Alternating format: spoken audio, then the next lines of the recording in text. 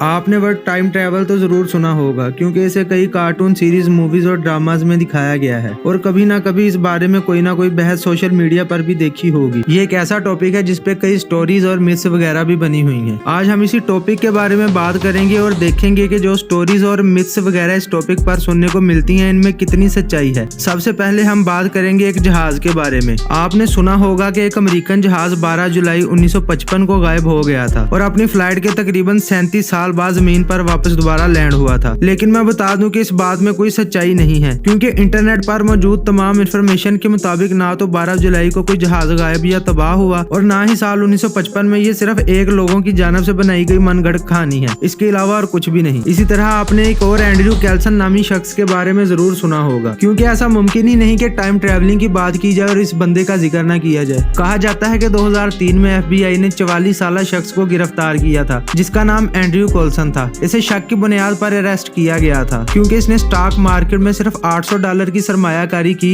और 8 दिन के अंदर अंदर $350 का मुनाफा कमाया। जब FBI अफसरान ने इसे इस बारे में इन्वेस्टिगेशन की तो इसने बताया कि वो फ्यूचर से टाइम ट्रेवल कर पास्ट में आया है और यही वजह है कि इसे पहले ही पता था कि स्टॉक मार्केट कब गिरेगी और कब ऊपर आएगी। अब इस बात की भी हकीकत यही है कि ये सिर्फ और सिर्फ एक स्टोरी है जो कि एक सैटिकल अखबार में वीकली वर्ल्ड न्यूज के नाम से पब्लिश की गई थी, यानी ये एक सिर्फ फर्जी कहानी थी। बाद में इसे याहू न्यूज ने बकायदा तौर पर प्रिंट कर दिया और मजीद हाइप इसे तब मिलना शुरू हुई जब मीडिया ने इसे अपनी न्यूज चैनल्स पर रिपोर्ट करना शुरू कर दिया और यही वजह थी कि ये कहानी बार बार सर्कुलेट होने लगी और लोग इसे हकीकत मानने लगे, जो कि इसके बिल्कुल उलट था। यानी लोग एक मनगढ़ंत कहानी को सच मानना शुरू हो गए थे। इसके अलावा भी कई ऐसी फेक तस्वीर और वीडियोस मौजूद हैं जिनके बारे में कहा जाता है कि ये लोग टाइम ट्रेवलर्स हैं। जैसे 1995 में माइक टायसन की बॉक्सिंग मैच की एक तस्वीर। ये तस्वीर 1995 में अमेरिकी बॉक्सर माइक टायसन के मैच के दौरान ली गई थी। इसमें साफ साफ देखा जा सकता है कि एक शख्स माइक टायसन की कैमरा मोबाइल फोन की मदद से तस्वीर बना रहा है, लेकिन कैमरे वाले फोन तो सन 2000 के बाद आए थे। तो सोचने की बात है कि ये कैसे मुमकिन है कि 1995 में किसी के पास कैमरे वाला फोन हो। लेकिन ये टाइम ट्रैवलिंग की एक झूठी और गलत दलील है क्योंकि ये कैसियो नामी कंपनी ने 1994 से भी पहले ऐसे पोर्टेबल कैमरास बनाए थे जो देखने में मोबाइल फोन जैसे नजर आते थे और देखा जा सकता है कि यही सेम कैमरा भी इस शख्स के हाथ में है। मजीद इसी तरह चार्ली चैप्लिन की एक वीडियो में एक औरत को देखा जा सकता है जिसके बारे में मशहूर है कि ये एक टाइम ट्रैवलर है क्योंकि ये फोन पर किसी के साथ बात करते हुए जा रही है। मेरे ख्याल में जरा सी भी अकल रखने वाला इंसान एक बार ये बात जरूर सोचेगा कि अगर ये फोन पर बात कर रही है तो इसे मोबाइल फोन पर सिग्नल कहां से आ रहे हैं। सोचने की बात तो ये है कि जिस टाइम की ये वीडियो है उस टाइम पर तो ये टेक्नोलॉजी एग्जिस्ट ही नहीं करती थी, तो तब इस औरत ने इसे इस्तेमाल कैसे कर लिया।